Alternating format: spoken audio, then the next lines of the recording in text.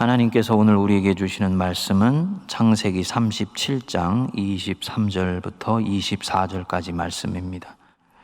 요셉이 형들에게 이르매 그의 형들이 요셉의 옷 곧 그가 입은 채색 옷을 벗기고 그를 잡아 구덩이에 던지니 그 구덩이는 빈 것이라 그 속에 물이 없었더라. 아멘. 오늘은 우리 성도님들과 요셉의 삶에 대해서 좀 묵상을 하고자 합니다. 왜 갑작스럽게 요셉인가 하고 의아해 하시는 분들도 계시겠습니다만, 이 요셉의 인생 스토리는 이 코로나19와 같은 재앙의 때 많은 것들을 상실하거나 또 앞으로 상실할 위기에 있는 분들에게 중요한 삶의 지혜를 가르쳐주는 보석 같은 이야기입니다. 우리는 흔히 요셉을 꿈을 이룬 사람이라고 말을 합니다. 어린 시절에 형들의 볕단이 자기에게 꿈꾼 것을 기억하고 하늘의 해와 달과 별이 본인에게 절을 하는 것을 기억을 하여서 어떤 고난과 역경에도 불구하고 그 꿈을 포기하지 않고 그 꿈을 실현한 사람이라고 읽습니다. 이러한 요셉 읽기는 교회학교에서 아이들에게 꿈이 얼마나 소중한 것인지, 또 그 꿈을 포기하지 않으면 결국 요셉 같은 신앙의 위인이 될 수 있다라는 것을 가르쳐주는 교훈으로는 적당할지 모르지만, 계시의 책인 성경의 핵심 메시지를 전달하는 것과는 좀 거리가 있게 됩니다. 왜 그런가? 그러면 진정 요셉을 요셉으로 만들어간 것은 무엇인가? 오늘은 이 부분들을 좀 묵상해 보려고 합니다. 요셉이 꿈을 꾸고 난 뒤에 이 꿈 얘기를 들은 형들은 그렇지 않아도 요셉이 아버지의 사랑을 독차지하고, 그래서 아버지가 해준 채색 옷을 입고 거들먹거리며 돌아다니던 요셉에게 질투를 넘어서 증오하는 마음을 갖기 시작합니다.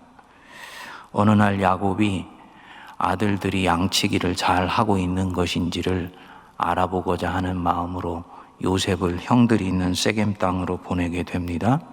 잘못 판단한 것이지요. 멀리서 오는 요셉을 보고 형들이 말을 합니다. 37장 19절에 보시면 서로 이르되 꿈꾸는 자가 오는도다. 그리고는 뒷절에 이렇게 얘기를 합니다. 자, 그를 죽여 한 구덩이에 던지고 우리가 말하기를 악한 짐승이 그를 잡아먹었다 하자 그의 꿈이 어떻게 되는지를 우리가 볼 것이니라. 그 꿈이 어떻게 되는지를 보자. 의도적으로 요셉의 꿈을 깨어버리고 싶었던 것입니다. 꿈이 절대로 이루어지지 않는 방향으로 요셉의 인생을 몰아가고 싶었던 것이지요. 결국 주신 본문 말씀처럼 23절, 24절에 보면 계획한 대로 그를 구덩이에 던져버립니다.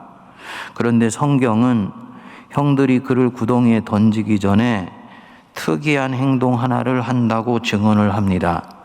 23절 뒷부분에 요셉의 옷, 곧 그가 입은 채색 옷을 벗기고, 이 채색 옷, 아버지가 그를 사랑하여서 해준 옷이라고 말씀드렸죠. 목동들이 입던 옷이 아닙니다. 온갖 종류의 술과 구슬이 달려있는 형형색색의 옷입니다. 요셉이 태어나서 지금까지 어떻게 사랑받고 특권을 누리고 있었는지를 상징적으로 보여주는 옷입니다. 그날 그 자리에서 강제적으로 이 옷이 벗겨져 버린다. 무슨 뜻이냐? 그가 가진 모든 소중한 것들은 이제 박탈당하게 된다는 것을 뜻하는 것이지요. 그리고 두 번 다시 그 채색 옷을 입을 기회는 오지 않는 인생으로 내어 던져져 버리게 됩니다. 그것이 바로 요셉이 던져졌던 인생 구덩이에요. 형들에 의해 은 20에 팔려 하루아침에 노예 신세가 되고 애굽으로 끌려가게 됩니다. 노예 시장에서 하체만 가려진 채 온몸이 발겨벗겨져 매매하기 위해 서 있는 요셉의 모습을 한번 상상해 보십시오. 그 요셉이 자기 자신의 그 모습을 목격할 때 얼마나 황당하고 고통스러웠겠습니까? 이 모든 일은 화살처럼 빠르게 정신없이 진행되어 버렸습니다. 하루아침에 행복도 박탈당하고 아버지의 사랑도 빼앗기고 자유인으로서의 그런 기쁨도 없어지고 당연히 꿈도 상실되고 비전도 사라져버립니다. 노예가 되어버렸는데 형들이 내게 꿈꾸는 그 꿈이 무슨 나의 삶을 추동하는 능력이 될 수가 있겠습니까? 더욱더 안타까운 것은 형들에게 그렇게 배반을 당하면서 인간에 대한 애정도 사라져버리는 바로 그 자리까지 가게 된 거죠. 이것이 보디발의 집에 끌려 들어가는 요셉의 추락한 인생입니다. 자발적으로 무엇인가를 포기할 때 우리는 그것을 일컬어서 상실이라고 말하지 않습니다. 내 뜻대로 인생이 전개되지 않고 내가 그렸던 방향으로 삶이 진행되지 않으며 오히려 역행할 때, 또 내가 너무나 사랑하여서 간직하고 싶고 영원히 함께 있고 싶었는데 그것을 내 밖의 힘에 의해서 강제로 빼앗기게 되었을 때 우리는 이것을 상실이라고 말을 합니다. 이런 면에서 보디발의 집에서 시작되는 새로운 인생은 전형적인 상실의 삶입니다. 이 상실은 항상 고통을 수반합니다. 처음에는 받아들일 수가 없어서 부정하게 되고 그 뒤에는 저항하게 됩니다. 그 다음에는 다시 되돌릴 수 없다는 것을 알게 되면서 낙심이 찾아오고 심지어는 우울증이 일어나기까지 됩니다. 생에 대한 의욕을 완전히 꺾어버리는 것입니다. 사랑하는 사람을 잃어버리게 되었을 때 누가 옆에서 무슨 말을 해도 위로가 잘 되지 않습니다. 그냥 같이 아파해 주는 도리밖에 없습니다. 그 잃어버린 것을 그것보다 가치 있는 것으로 채워줄 수 있거나 채워질 수 있다는 희망이 있어야 이 고통이 치유가 되는데 그렇게 할 만한 대체물이 없기 때문입니다. 여기서 헤어나오는데 오랜 시간이 걸리지요. 대체물을 잘못된 것에서 찾게 될 때 중독에 빠지기도 하고요. 영원히 헤어나지 못하고 삶이 꺾여버리는 사람도 있습니다. 그런데 이 요셉은 이 보디발의 집에서 놀라운 삶의 집중력을 발휘하면서 이 낯선 삶을 헤쳐나갑니다. 이국 땅에 어느 날 갑자기 내어 던져져서 자유인이 하루아침에 노예 신세로 전락됐는데 마치 예상하고 준비한 사람처럼 넉넉히 그 삶을 살아냅니다. 고향 땅처럼 행복할 수는 없겠습니다만 적어도 넉넉히 살아내요. 어떻게 이것이 가능할까? 그의 상실을 대체하는 그 무엇? 혹은 누군가가 요셉에게 있었다는 뜻입니다. 뭐냐? 여호와 하나님. 여호와 하나님. 39장 2절을 성도님들이 찾아보시면 거기에 이렇게 기록되어 있습니다. 여호와께서 요셉과 함께 하심으로. 여호와께서 요셉과 함께 하셨다.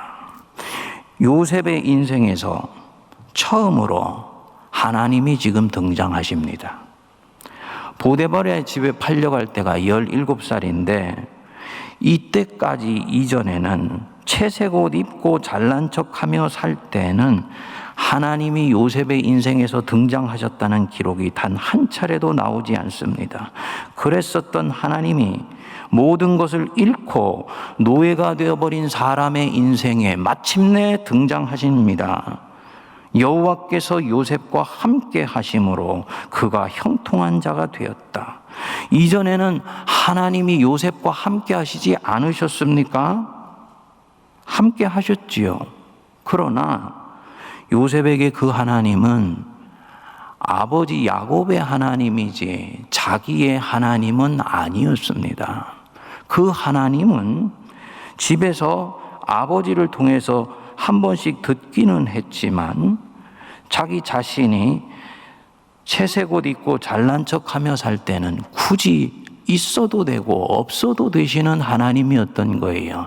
하나님은 요셉과 함께 했지만 요셉은 그 하나님과 함께 하지를 않았기 때문에 실제로 그 하나님은 의미가 없었던 것입니다. 능력도 없는 거지요. 그런데 모든 것을 상실하고 나서 그 빈자리에 하나님이 찾아오시니 이제는 그 하나님이 보여지기 시작한 것입니다. 요셉은 그 하나님을 진정성 있게 온몸으로 받아들이게 됩니다. 상실의 고통이 역설적으로 하나님의 자리를 요셉에게 만들어줬던 것입니다. 그래서 그분과 만나고 대화하고 사귀며 이제 그분의 음성을 들으며 반응하는 삶을 시작합니다. 하나님께 집중하기 시작한 거예요. 이것이 함께 하심으로의 본래 뜻입니다. 그랬더니 요셉의 존재에 이상한 변화가 일어나게 됩니다. 삶이 상실감으로 완전히 푸석푸석해졌던 사람이 생기가 돌기 시작하고 인생이 살아보고 싶은 현장으로 변화가게 됩니다. 당연히 이 보디발의 집 섬기고 돌보는데 애착이 들기 시작하는 것이지요. 아버지의 집만큼은 아니지만 처음에는 살 수 있을 것 같고 나중에는 아버지의 집에 있을 때와는 전혀 다른 종류의 행복을 이 요셉이 누리기 시작합니다. 왜냐? 하나님을 나의 하나님으로 만났기 때문에.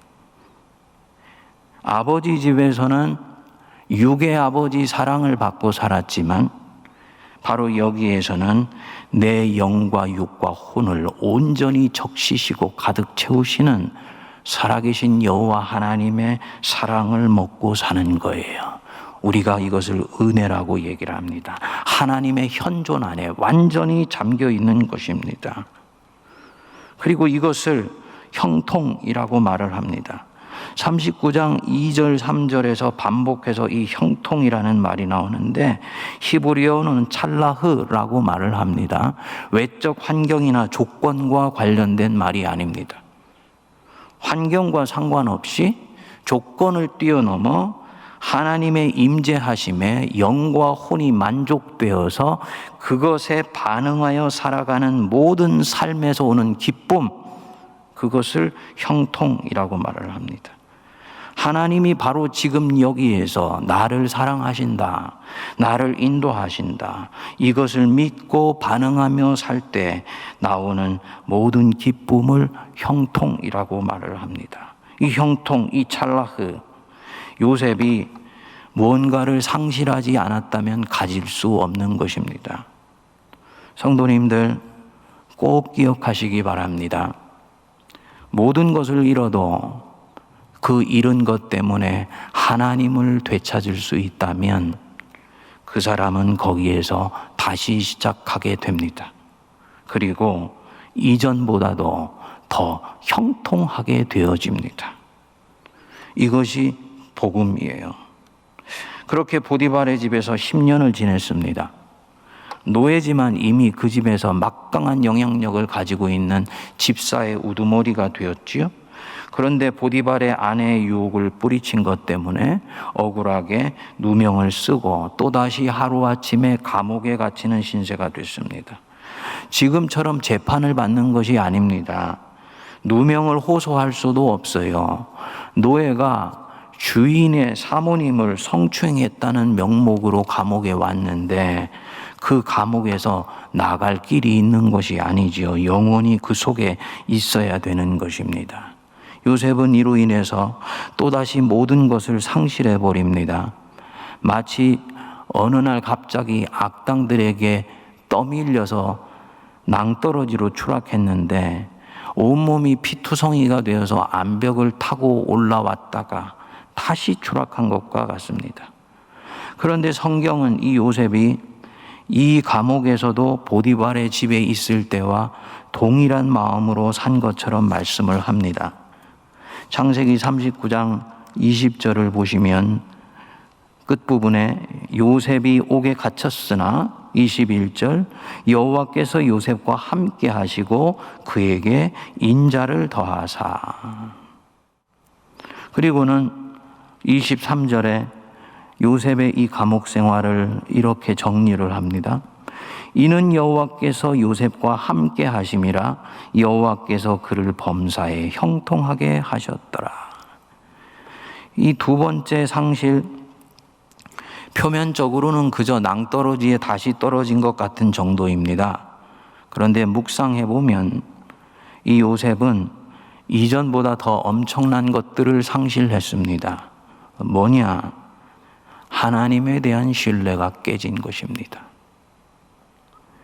요셉은 보디발의 아내의 유혹을 뿌리칠 때 이렇게 말했어요. 9절에 되돌아가 보시면 그런즉 내가 어찌 이 큰 악을 행하여 하나님께 죄를 지으리까. 보디발에 대한 의리 이전에 살아계신 하나님 앞에 나는 범죄할 수가 없다. 하나님께 의리를 저버려서 하나님을 배반할 수 없다. 그래서 유혹을 물리친 것입니다. 그러면 하나님이 이제는 이 요셉의 뒤를 봐주셔야 되는 것 아닙니까? 우리는 그렇게 믿습니다. 내가 하나님 편에 서면 하나님은 내 편에 서주신다. 그런데 이 하나님이 이때는 그렇게 하시지를 않으신 거예요. 억울하게 감옥으로 가는 그 요셉의 뒷꼭지를 물끄러미 바라보시는 것처럼 보였습니다. 요셉이 인간적으로는 얼마나 낙심할 수 있는 상황인지 모릅니다. 모든 것을 잃었지만 하나님을 만나게 되어서 형통했는데 그 하나님에 대한 신뢰가 뿌리채 흔들릴 수 있는 순간에 떨어지게 된 것입니다. 많은 사람들, 목회자건 성도님들이건 많은 사람들이 여기서 뒤로 나가 떨어지게 됩니다. 뭐야? 믿어도 별로 상관이 없네. 교회 다녀도 소용이 없어. 주님 붙들어서 순종했는데 어김없이 당할 고난은 다 당해버리네. 그리고는 어떤 사람들은 시험에 들기도 하고 믿음이 싸늘해지기도 하고 심지어는 주님을 떠나기도 합니다. 안타까운 일이지요. 그런데 요셉은 그 길로 가지를 않습니다. 왜냐? 하나님은 자기 도식에 맞춰 움직이시는 하나님이 아니라는 것을 알기 때문입니다. 그분은 자유하신 분이니까 더 깊은 뜻이 있을 때는 내 전망, 내 기대와 달리 움직이실 수 있는 분이니까 요셉은 그걸 아는 것입니다. 하나님의 자유하심 철저히 인정합니다. 맞지요? 그분이 내 생각의 범위 안에서 움직이시는 분이라면 하나님이 아니시죠. 우리 성도님들이 신앙생활 하다 보면 하나님은 항상 내 생각과 달리 움직이시는 분이시라는 것을 인정하지 않을 수가 없지 않습니까? 이사야서 55장 8절 9절은 이렇게 말씀합니다. 여호와의 말씀에 내 생각은 너희 생각과 다르며 내 길은 너희 길과 달라서 하늘이 땅보다 높음 같이 내 길은 너희 길보다 높으며 내 생각은 너희 생각보다 높으니라. 17살에 끌려와서 10년이 지났으니까 27살의 청년인데 어떻게 이렇게 신앙이 깊은지를 모릅니다. 그 감옥에 찾아오신 하나님을 견고하게 붙들었습니다. 그분이 뭔가 지금 내가 알지 못하는 새로운 계획을 행하시고 계신 것이다. 그것이 확실치 않을 때는 그렇게 하실 분이라는 것을 알고 막연하게 다가오는 하나님께 여전히 신실하고 신뢰를 던집니다. 성도님들, 성도가 하나님께 실망할 때가 몇 차례 신앙의 고비에서 찾아오지요. 하나님이 내가 원하는 대로 움직여 주시지 않는 것입니다. 내 기도에 응답하시지도 않고 비전을 앗아가 버리신 것도 같고 분명히 나보고 동으로 가시라고 하고 동으로 갔더니 그 동에서는 아무 일도 일어나지 않는 것처럼 보입니다. 열심히 믿는데도 좋지 않은 일이 반복해서 일어나게 되는 거예요. 하나님을 향한 신뢰가 금이 가게 되지요. 상실감이 찾아오지요. 그러나 이때 반드시 기억하십시오. 내가 지금 상실해 가고 있는 것은 하나님 자신이 아니라 내가 여태까지 만들어 놨던 하나님의 상, 옛 이미지이다. 무슨 뜻이냐? 하나님은 우리 인생의 국면에서 새롭게 우리에게 다가오세요. 동일하신 하나님이지만 하나님은 우리가 알지 못하는 수없이 많은 얼굴을 가진 분이다라는 것을 알고 있어야 됩니다. 이전에 있는 이미지를 가지고 그분을 만나려고 하면 새로운 얼굴로 나에게 다가오시는 하나님을 절대로 만날 수가 없고 경험할 수가 없습니다. 영적으로 침체에 빠지게 돼요. 마치 예수님의 제자들이 부활 전에 예수님을 부활 이후에 만났는데 같은 예수님을 전혀 알아볼 수 없었던 이유가 바로 이 부분입니다. 그들은 부활 전에 예수님의 상에 갇혀 있었던 것입니다. 새로운 부활의 시대가 왔으면 옛 이미지는 부숴버리고 던져버리고 새로운 일을 행하시는 그 하나님을 기대하며 빈 마음으로 그 하나님을 응시할 수 있어야 됩니다. 그 하시려고 하는 새 일에 초점을 맞추십시오. 그러면 상실감은 날아가 버리고 하나님이 지금 나를 통해서 하시는 새 일이 바늘구멍같이 보이기 시작합니다. 그리고 그것이 소망의 새로운 시작입니다. 요셉이 그 감옥에서 마치 죄수가 아니라 파송 나온 목회자처럼 사람들의 낯빛을 살피지 않습니까? 당신 얼굴을 보니 얼굴에 근심이 있는데 무슨 일이요? 새 일을 행하시는 하나님을 그 감옥 안에서 기대하고 있기 때문에 나오는 반응입니다. 아니나 다를까 왕의 술을 담궈주는 관원장의 꿈을 해석해 준 것으로 인해서 그것이 인연이 되어 3년 만에 그 감옥에서 나가게 됩니다. 세상으로 나가서 바로의 꿈을 해석해 주고 나이 30에 애굽의 총리가 됩니다. 총 13년 동안을 경륜가로 다듬어지기 위해 이 연단을 받는 것입니다. 7년 흉년 끝에 형들이 식량을 구하기 위해서 애굽으로 내려와서 자기가 동생인 줄 모르고 자기 앞에 머리를 조아리게 되지요. 그때 요셉이 이렇게 생각했을까요? 그래, 이렇게 해서 내가 어렸을 때 꾸었던 꿈이 이루어지게 되는 것이구나. 아니요. 42장 9절에는 이렇게 기록되어 있습니다. 요셉이 그들에게, 형들에게 대하여 꾼 꿈을 생각하고 원어로는 기억해내고입니다. 그때 잊었던 꿈, 상실해버린 것 같았던 꿈이 기억난 것입니다. 하나님이 이렇게 해서 내가 흘려보냈던 꿈을 이루어 가시는 것이구나. 얼마나 그 하나님에 대해서 전율하고 감격하며 모골이 송연했을까요? 성도님들 보십시오. 원래 이 요셉, 아버지 집에 있을 때의 요셉, 총명하고 그리고 똑똑한 자신만만한 젊은이였습니다. 하지만 바로 그렇기 때문에 자기 외에는 보이지를 않았습니다. 형들의 질투도 분노도 전혀 알아차릴 수가 없었습니다. 자기중심적인 삶을 살아가고 있었던 사람이라는 뜻입니다. 이런 사람은 그 총기로 자신을 위해서 성공을 할 수는 있지만 만민을 먹이고 살리는 사람은 되지를 못합니다. 13년 동안 하나님께 인내와 성실로 사는 훈련을 받으니 7년 환난을 이기는 지혜를 만들어내고 공명정대하게 일을 처리할 줄 아는 경륜가가 되어 나오는 것입니다. 상실의 아픔을 극복했기 때문입니다. 여기까지 갔을 때 이 상실 돌이켜보면 그때는 그렇게 아팠는데 하나님을 만나고 그분의 일을 하는 사람이 되기 위해서는 꼭 필요한 과정이었구나 라는 것을 깨닫게 되죠. 모든 신앙의 사람, 이 요셉의 상실과 고통을 지나갔습니다. 내 인생 속에 예수님을 믿고 난 뒤에는 나에게 큰 고난이 없었다. 그분은 그야말로 엄청난 신앙의 경지에 들어가 있는 분이거나 아니면 예수님과 동행하는 삶을 살지 않고 있을지도 모릅니다.